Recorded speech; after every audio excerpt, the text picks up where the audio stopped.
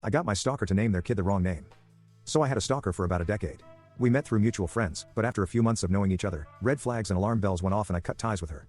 She, however, did not enough, started nearly a decade of the weirdest stalking ever. She would, and still does, copy everything possible she can from me.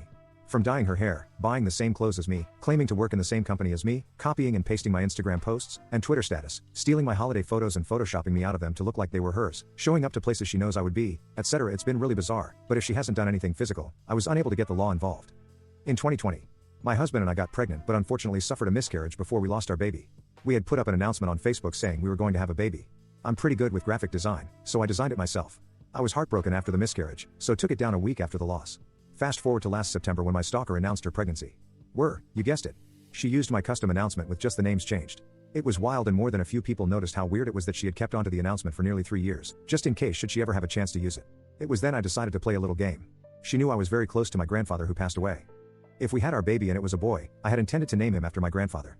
I never stated the name publicly, but saw this as an opportunity to mess with her.